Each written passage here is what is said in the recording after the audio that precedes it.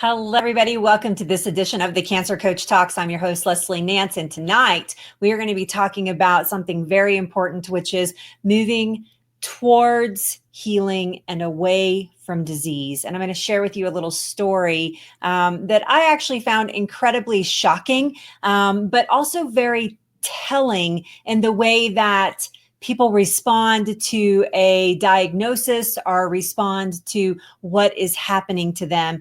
And trust me, in my line of work, it seems like all the time I'm like, wow, the reactions never cease to amaze me. And so I'm going to share a little bit about that with you tonight. And I can see that I'm live, so that's awesome. Hopefully you guys can hear everything okay. Thank you so much for joining me this evening. And I'm just going to take a quick second and introduce myself. Hello, everybody. Good to see you guys. Thank you so much for being here. I can see that 3 of you are here. The only way that I know that you are here is if you actually say something in the comments. So please do feel free to say something in the comments so that I know that you're here. Just a quick hi or anything like that. If you have any questions as well during this broadcast, be sure to type those in and I will definitely get to them by the end of broadcast. Sometimes when I'm on a roll, if you've watched me before, sometimes when I'm on a roll, I don't stop to answer questions. But every once in a while I do, but I will definitely get to them to the end. So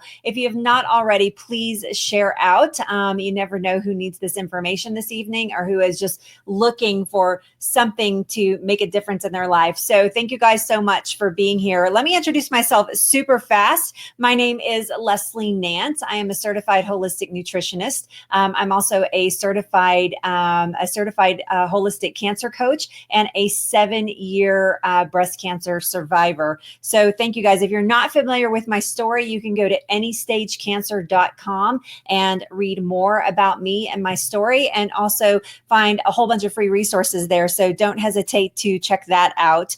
I'm just doing a quick check here to make sure that you guys can hear me because you're awfully quiet in here tonight. So please give me just a second. I'm going to just go look. How are you guys doing this evening? I am super excited to be here with you because this is like the 3rd or 4th Tuesday night that I've been able to be here in a row, which is awesome because that means that I'm home. That I'm actually home and I'm not traveling or out doing speaking gigs or anything like that, which is great. So very, very good. Okay, guys, let's get started here tonight. So tonight I want to talk to you about something that I think is fundamental. In fact, I do not think that you can heal unless you possess what I'm going to talk about tonight. And a little bit of that has to do with tenacity. A little bit has to do with know-how. A little bit has to do with just putting your big girl panties on, quite frankly, sometimes, or big boy, putting your big person panties on. How's that? And truly making a decision, drawing a line in the sand and saying, this is what I want. And we're talking about moving towards healing and away from disease, and specifically talking about moving away from cancer. So there you go. So that's what we're going to talk about. So all of this stems from a conversation that I actually had in the past week. And that conversation was so bizarre to me because I was speaking to someone and I do calls. I call them breakthrough calls. In fact, if you go to my website, anystagecancer.com, there'll be some resources there where you can figure out how to get on a phone call with me. But I call them breakthrough calls, and I was on a breakthrough call, and this woman said to me, she said, we were talking about all the things like the steps that she needed to implement to really work on her cancer diagnosis and to really help her become cancer-free. And she said to me, I want to stop you right there and say that I feel like I'm too old to change my lifestyle. I feel like I've been doing the same things for so long that I'm just too old to make any of these changes. And I won't lie to you, I was shocked. And as we went through the conversation, we actually kind of solved this problem. We kind of got down to the nitty gritty about why she said this. And I asked for her permission to share this evening because she found it so important when we uncovered what the real problem was, that wasn't the real problem. But when we uncovered what the real problem was, and we got to the end of the conversation and she actually enrolled and became one of my clients, I said to her, I said, do you mind if I share what you said to me at the beginning of our conversation? Because I think that that's an important topic. And she was like, absolutely, please do. So, but I think that this is something that we all get stuck in. And I think the thing that was revealing in that conversation was the fact that that wasn't the real problem. That was the first mindset issue that she was dealing with. That was the first thing that came to mind, is that she was too old to change, that she was set in her ways, but that wasn't the real problem. And so many of us have these kinds of triggers, and we say things like, well, I love my nightly glass of wine too much to give it up, although it's an integral part of your healing. Or maybe you say something like, oh, I just love my burgers and fries too much. I'm not willing to give that up.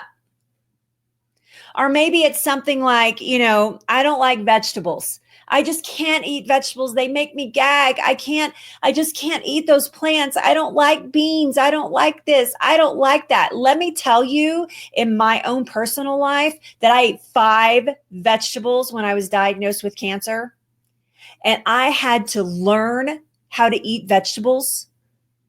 I had to reprogram my mindset to actually eat vegetables so that I could feed my body the nutrients that it was so deficient in after 42 years of not eating these nutrients.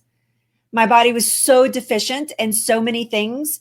And I had to learn how to feed my body those things, not supplement it, because that's not the same thing. Supplementing is not a good is not a good way to get the nutrients that you're missing in your diet. I had to teach myself. I had to put on my big girl panties and figure out how to eat vegetables. And did I gag a few times when I first ate Brussels sprouts? Yeah. Did broccoli totally gross me out? Absolutely. Was cauliflower like off the table, not going to eat it? Yeah. There's still one vegetable I won't eat, which is kale. And I've tried it every single way on the planet. But I eat loads of other things that can replace the kale. I'm not saying you need to eat it all, but you're thinking that that's your problem when it's really not your problem. I actually went on and became a certified plant-based chef so that I could teach myself how to cook vegetables. And so I was moving towards healing and away from illness. And this is what I'm talking about tonight. Some of us say, I don't like to cook. I don't like to cook. I just want to eat out. When I say it out loud, if you're one of these people, when I say it out loud, are you going, wow, that sounds really stupid? I hope so. Because when people say it to me, I'm like, are you freaking kidding me right now? You have to be eating at home. You want quality food, you got to make it at home. You have to make these changes. You want to move towards healing and away from disease, you got to make these changes. I have people say to me, the mindset part of it, I don't really need the mindset part of it. No, I don't need that part. And you know why? Those people that tell me that they don't need the mindset part of it are the very people who need the mindset part of it. And the reason they say that is because they're scared of doing that work. Because if you say it out loud, if you say your pains out loud, if you write your pains down, if somebody faces you with the struggles in your life that are real that you don't want to face, it can be hard. Nobody said this was going to be easy. It doesn't have to be ridiculously hard. But nobody said it was going to be a walk in the park either. You guys are so quiet tonight. Oh my gosh. I'm like, you had me thinking that I'm not even live, but I'm pretty sure I'm live. Maybe I'm just not seeing comments. Oh, that's me. That's me, right? Okay.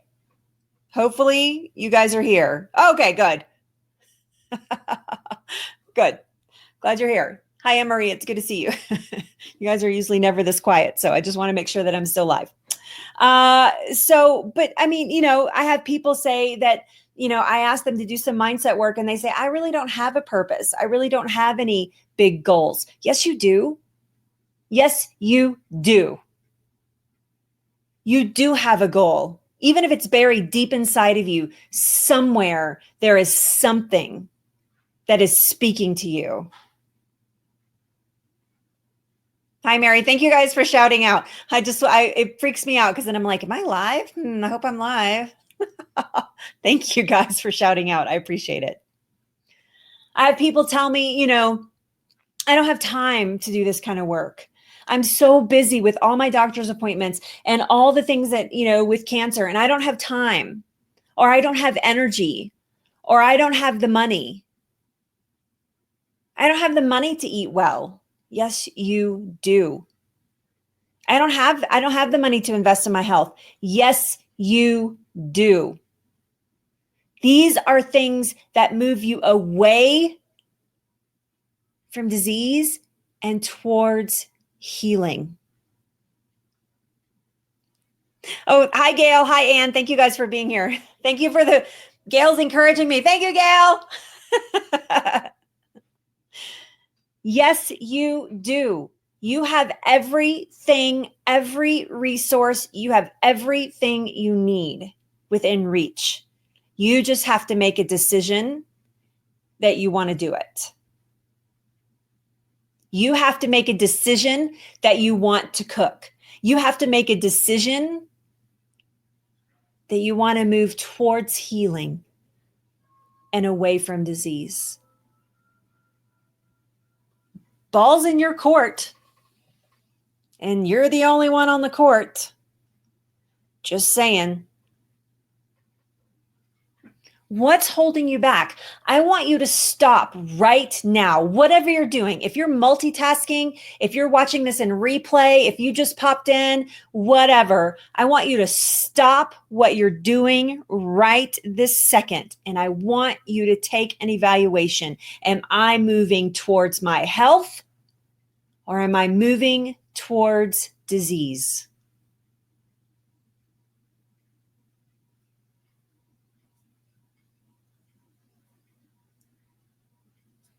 Some days are better than others. Some days I don't have my stuff together and I feel like that I'm contributing to my poor health. And some days I have all my stuff together and I feel like I'm contributing to my good health. Hi, Eugene. It's good to see you. Hi, Mary. But it's always within my power to make those decisions. And so when my brand new client, in fact, she hasn't even started. She starts at the end of this week. She just enrolled at the end of last week. She starts at the end of this week. My brand new client said to me, I'm too old. I'm too set in my ways to make these changes, Leslie. I knew immediately that was not the real problem. The real problem was the fear that was holding her back from making changes, from being different.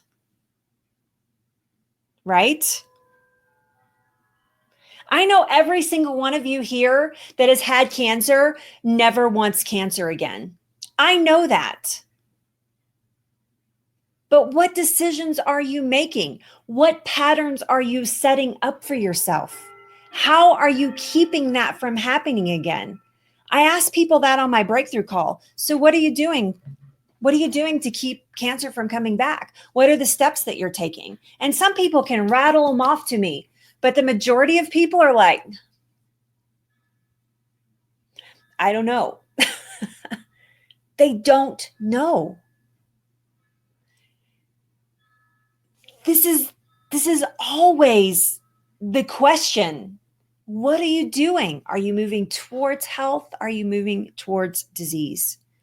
I have watched stage 4 clients that I work with a lot of people who are stage 4, more advanced stages of cancer. I work with all kinds of people in remission, people that I've worked with women who are, have a suspicion of cancer, like they've not even had a confirmed diagnosis, but have a suspicion of cancer. I've worked with people who, I worked in prevention for a little while, which I don't do anymore. But right now, I would say over the past year or two, the majority of my clients have been stage 3, stage 4 clients. And I have watched several, I guess I should say, stage 4 clients who were going through hell, literally. They were literally in their mindset, in their treatments, massive amounts of side effects from treatments, everything from neuropathy to constant nausea to, fatigue to vomiting to explosive diarrhea, all of those things, debilitating things, trying to beat their cancer and watching them go through this. And then they come to me and their cup is empty. They have emptied their cup, all their resources. They're doing everything that they know to do. And they come to me and I ask them to do more. I don't say like, oh, you're doing great. Yay. I'm not just there. I'm not a cheerleader. I'm not just cheering people on from the sidelines going, go, go, go, go, go. I mean, I do that, but that's not what I do for a living. What I do for a living is create a transformation in your life to take you from here to here, to teach you what I know about making the body inhospitable to cancer from the years of working with people with cancer. And so they are working their tail ends off, and they come to me and I ask them to do more, and they do it all. They do the mindset work.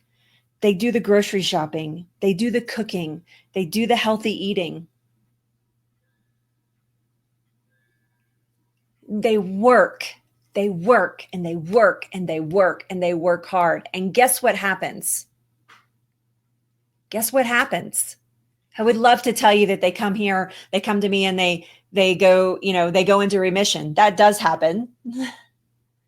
But also what I see is a transformation in their life. There's no longer an option for giving up. There's no longer a thought that this might not work. And I watch them transform into these amazing human beings where cancer is no longer a poor me, I got cancer, I got stage 4 cancer, but it becomes almost a badge of honor. I have stage 4 cancer and I'm kicking its butt. And they get through treatment and then we start healing from that. Let's heal from that treatment. And then we get scans again, and then sometimes we have to go into treatment again. But whatever it is just keep moving the ball forward. And their lives are better. They live longer. They live better. They live fuller. They live richer. But it's because they made the decision to do it all. And it's not because they're some extraordinarily strong people. It's not because they come to me in a state of mind like, I'm going to kick this thing's butt. Most of the time they come to me and they're completely broken. And the cup is completely empty. And they're just looking for something to fill it back up. That is moving towards healing and moving away from disease. But it doesn't just stop there. I've been in remission for 7 years. I have been cancer-free for 7 years. And still on a daily basis, I am always moving towards health and never towards disease. Now, some days I may not be contributing fully to my health like I want to, hitting on all cylinders, but I'm doing my best for that particular day. And those days are few and far between. Yesterday was one of them. Oh my gosh. I wish I had time to tell you guys about my day yesterday. I had an amazing day yesterday. So anyway, But it's go to my Instagram, go to Kitchens, the number 2 Kitchens Instagram, and read my little story about the concert I was at last night. It was amazing. Amazing. But healing your life, even dealing with stage 4 cancer, maybe the cancer's not gone, but it's not the cancer that you need to heal. It's your life that you need to heal. And I know Anne doesn't mind me sharing this, but Anne Staley is here with us tonight. And Anne's a great example of this. Total cancer boss. If you have not gone and watched her interview on our new website, anystagecancer.com, go to that website, anystagecancer.com, just like it sounds. Click on success stories and watch Anne's video because she's such a cancer boss. But Anne is a great example of this. Anne was, she just said it, sure was a mess. Anne was a mess when she came to me. First time we talked, she was like, I don't think this program is right for me. And then I watched her swirl around a little bit, and I got back on the phone with her. I was like, Anne, what are we doing? This is perfect for you. And so she came to work with me, and I watched her go from a mess to total boss, like full on boss. Now, does Anne still have cancer? For now, she does. But there is no giving up. There's no giving in. There is no doctor that bosses her around. She's the full boss of this situation. She works towards her health every single day. And healing her life, not just her cancer, but truly healing her life. Because here's the thing, people, none of us are promised another second on this planet. Right now, we had to close all of our doors and keep Penny Lane inside because somewhere in my neighborhood, there's a bear. I could walk outside and get mauled by that bear right now and die. Not a single one of us is promised another second. So healing the life that you have is really important, right?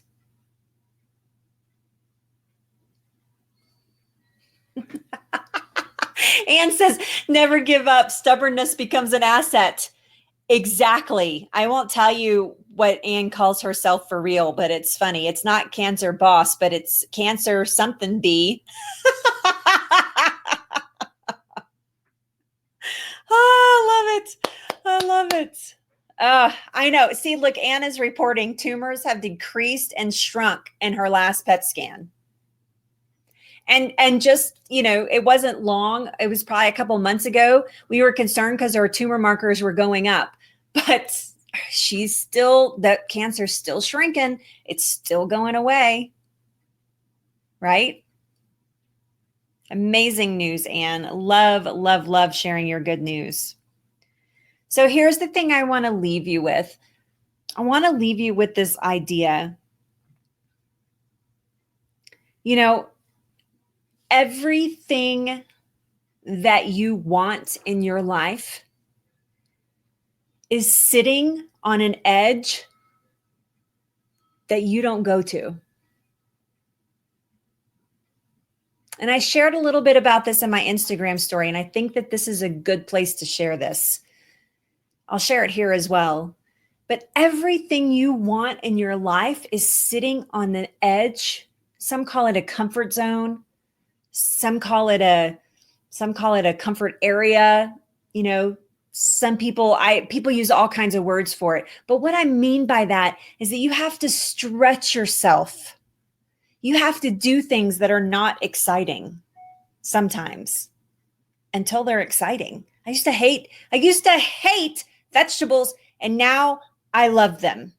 I had to eat them until I got excited about them. I've always liked to cook, so that's never been a thing for me. That's my best example. But last night, I believe it or not, most people shake their head like, whatever, Leslie. I am an introvert. I know. I'm an introvert. I do not like crowds of people. I do not like a lot of people around me. I can get a little claustrophobic in an elevator or a train, like when we're in Europe and we hop on and off trains and there's a lot of people like sardined into the train. My worst experience with that was in Beijing, China. Oh my gosh, it was awful. My friends and my husband had to build a barrier around me so I didn't have a total freak out. I don't freak out. It makes me really uncomfortable. And so I tend to stay away from crowds. I really do. However, I don't like this about myself. I don't like that I'm this way. And so because I don't like that I'm this way, I don't ignore it. I work towards being different. And so one of the things in life that I do love just about more than anything to do is live music. I love to see live music. Well, to see live music, you have to be in a crowd of people because it's a concert. And so last night, Robin and I went to Red Rocks to see Greta Van Fleet, which is a rock and roll band because we like classic rock, and they're a new band, but they have a very classic rock and roll vibe. And so we were really excited to see them. And so we went to see them, and I didn't know what to expect from the crowd because the guys in the band are like 22 and 19. You know, there's like two 22-year-olds and two 19-year-olds, and they play this like modern kind of rock style. And anyway, and I didn't know what to expect. And so I'm thinking I'm going to be like one of the oldest people in the crowd. I didn't know if it was going to be a rowdy crowd because it's a rock concert or whatever. So I step outside of my comfort zone and go to a place where I'm not super comfortable. However, I get there and my healing from this problem begins to happen. I begin to relax into the situation with people all around me, 10,000 people in this outdoor amphitheater. And I begin to relax. And this crowd of people was so amazing and so peaceful and so loving and so having so much fun that I absorbed all that good energy. And so I began to move towards the healing of that thing that I don't like about myself. Now, it's not comfortable for me to even think about doing something like that, but I did it because I wanted something. I wanted to hear the live music. I wanted to be a part of that. And so I was moving towards healing and away from the thing that I don't love about myself. And it was very healing. But your cancer journey is very much like this. That whole big list of things that I listed off, I don't like to cook. I don't like vegetables. I don't like to do mindset work. Mindset work never works for me. I don't like to meditate. I can't meditate. I can't sit still. I'm too set in my ways. I can't give up my glass of wine, blah, blah, blah, blah, blah, blah, blah, blah, blah, blah, blah, blah, blah, blah, blah, blah, blah. Those excuses are moving you towards disease. They are not moving you towards your healing.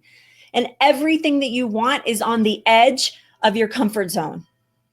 It's sitting there waiting for you. You just have to be willing to go out and get it.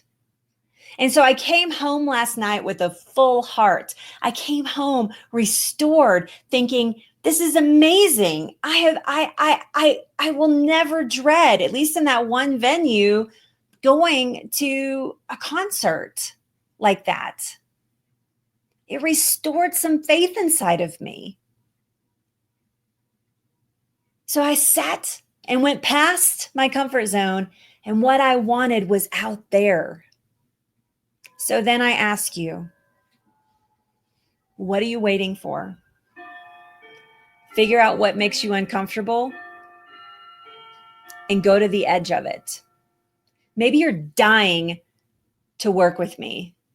Maybe you want to work with me so bad, but you keep telling yourself, I don't have the money. I don't have the money. I don't have the money. I don't have the time. I don't like vegetables. I don't know what she's going to make me do. What if she makes me meditate? I don't like to meditate. I don't want to do the mindset work. I don't want to do this. I don't want to do that. Something's pulling at you so hard, and you're finding a million reasons why to move away from it instead of moving towards it. I've never had one client that has invested with me that was like, yeah, here, take this. It's uncomfortable for every single one of them. But I know if you invest in your health, you will do the work. I know from experience that if you make that commitment and you say to yourself, I am worth it, I am worthy, I'm going to do the work, I'm going to make the investment, I'm going to talk to Leslie, I'm going to do these things, I know that you will do the work. There's a whole bunch of you in this room to prove it. There's a whole bunch of you right now.